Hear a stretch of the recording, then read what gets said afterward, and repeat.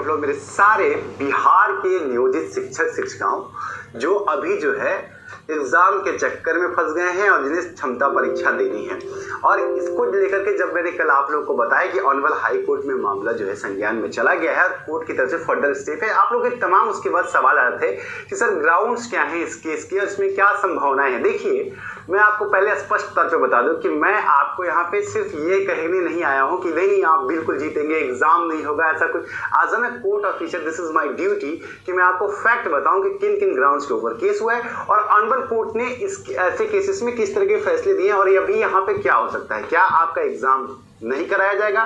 क्या honourable court इस तरह के कोई डायरेक्शन देगी कि बिना एग्जाम के आप लोगों को किया जाए? क्योंककि इसमें जो ग्राउंड्स लिए गए हैं इसमें आपकी शिक्षक नियुक्ति नियमावली 2012 की भी का भी जिक्र किया गया है, साथ ही आपके जो है शिक्षा अधिकार अधिनियम 2009 के आर्टिकल 21A का भी हवाला दिया गया है। ये तमाम ऐसी चीजें हैं, एनसीटी की गाइडलाइन का भी दिया गया है, 2013 की भी गाइडलाइन का दिया गया है। तमाम चीजें जो है इसमें सम्मिलित की गई हैं और इनके ऊपर ही बहस होने जा रही है और ऑनरेबल कोर्ट इसमें किस तरीके का अप्रोच ले रहा है। तो देखिए, मैं आपको सिर्फ फैक्ट बताऊंगा, बाकी यहाँ पे कुछ साथी ये भी कह रहे हैं, उनके लिए भी मैं ये बता दूं, बहुत सारे साथी कॉमेंट सेक्शन में ऐसा कह रहे हैं कि एग्जाम देने से क्यों टीचर डर रहे हैं। देखिए, एग्जाम देने से कोई टीचर डर नहीं रहा है।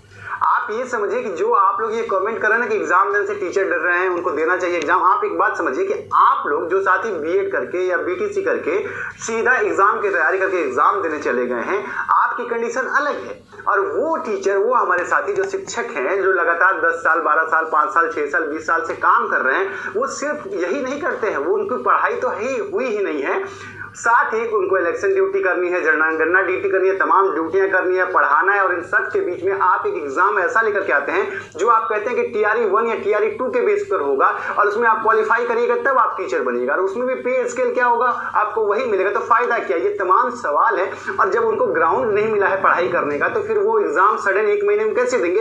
ये सवाल है। इसलिए आप लोग जो कह रहे हैं कि एग्जाम देने से डर रहे टीचर, कोई टीचर डर नहीं रहा है। वो आप लोगों को जैसे कितने लोगों को पढ़ा चुका है तो डर नहीं रहा है, बस वो अपनी संभावनाओं को देख रहा है। चलिए, इन तमाम पहलुओं पर मैं आपसे बात करूंगा। हालांकि मैं आपको एक और बात बता दूं कि अगर आप तैयारी में लगे हुए हैं तो ऊपर की एक केस जो है जिसको ये कहा जा रहा है कि नियोजित शिक्षकों ने केस क्यों फाइल किया है और ऑनरेबल हाईकोर्ट किस अप्रोच में जा रही है, जरा इस चीज को समझिएगा आप लोग कि यहाँ पे बात सिर्फ ये नहीं है कि उन्हें नियोजित शिक्षक से राज्यकर्मी का दर्जा आप दे रहे हैं और उसके लिए एक एग्जाम देना पड़ेगा। बात एग्जाम की नहीं, एग्जाम देने के बाद भी उन्हें क्या मिल रहा है? उनका ना आप पैसा बढ़ा रहे हैं, उनको आपने फेयर मौका नहीं दिया है, आपने उनका ट्रांसफर उनके मन लायक करनी है, वो 3 जिले भरेंगे, अगर उसमें से किसी एक में अगर वो जिला नहीं भरेंगे तो आप उनको नियुक्ति नहीं करेंगे, राज्यकर्मी नहीं बनाएंगे। ये तमाम प्रक्रियाएं जो हैं, और वो भी उन शिक्षकों के साथ की जा रही हैं जो ऑलरेडी शिक्षक हैं, पिछले 5 साल 10 साल 20 साल से अपने कर्तव्यों का निर्वहन कर रहे हैं, सरकार की तमाम शिक्षा के साथ सरकार की तमाम ड्यूटियां कर रहे हैं, और उसके बाद आप उनको सामने ला करके एक एग्जाम रख देते हैं कि भैया ये एग्जाम कीजिए। तो ये स्टैंड, अब आप सोचिए कि सही है सरकार का या गलत?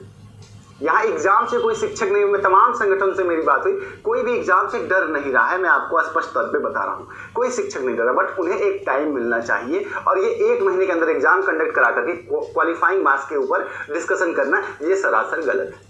चलिए, अब केस के ग्राउंड पे बात करते हैं कि इसमें क्या क्या अप्रोच हो सकती है।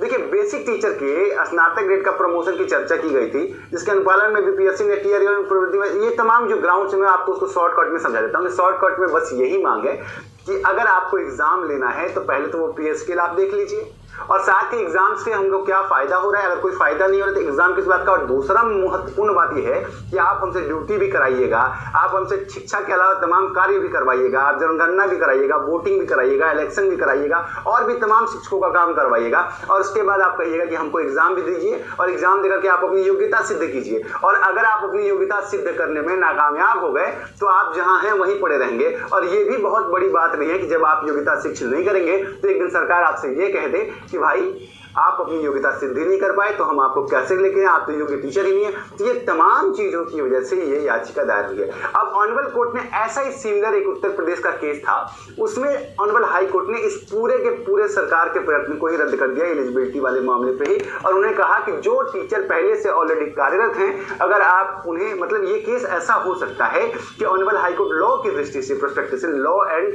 मेरिट की दृष्टि से इस चीज को खारिज कर सकती है कि अगर आपके शिक्षक पिछले इतने दिनों से कार्यरत हैं और उनके शिक्षा संबंधी किसी भी तरह की कोई शिकायत नहीं है, ऐसी स्थिति में आप उनकी योग्यता टेस्ट लेने का आपके पास विकल्प नहीं है, ये हो सकता है। लेकिन मैं फिर भी आपको कहूंगा कि कोर्ट के अंदर 50-50 होता है। कोर्ट में आप केस जीत भी सकते हैं और हार भी सकते हैं। ऑनरेबल कोर्ट जब तक सरकार का पक्ष नहीं सुनेगा, शिक्षा विभाग का पक्ष नहीं सुनेगा, तब तक इसमें पूर्ण रूप से फैसला नहीं देगा। उम्मीद करता हूं आपको जानकारी मिल गई होगी, सारी बात आपको समझ में आ गई होगी। अब इस केस की तारीख जो है वो 26 तारीख को फाइल हुई है। तमाम और भी केसेस फाइल हुए हैं। अब इन सारे केसेस का जो है एक बार या तो बेंच बनेगा या फिर सिंगल मैटर में अगर सुनवाई होगी तो सारे केसेस को एक बार कंपाइल किया जाएगा। ऑनरेबल कोर्ट के टेबल पे ये 1 हफ्ते के अंदर ये केस जाएगा और उसके बाद सुनवाई होगी। अगर आप चैनल पे नए हैं या पुराने साथी हैं, आकर सब्सक्राइब लीजिए, करके बने रहिए। जैसे इसकी सुनवाई होगी मैं तो दोस्तों, आपने स्पष्ट रूप से सुना कि क्या कुछ कहा पटना हाई कोर्ट के एडवोकेट अमित पांडे जी ने। जो भी अपडेट होती है वो सीधे हाई कोर्ट से ले आते हैं। उन्होंने कहा है कि नियोजित शिक्षकों को बड़ी जीत मिली थी, क्योंकि ऐसा ही केस यूपी में भी फाइल हुआ था जिसमें शिक्षकों को बड़ी जीत मिली थी। तो दोस्तों, इस वीडियो में इतना ही। पसंद है तो शेयर कीजिएगा। धन्यवाद दोस्तों, जय हिंद।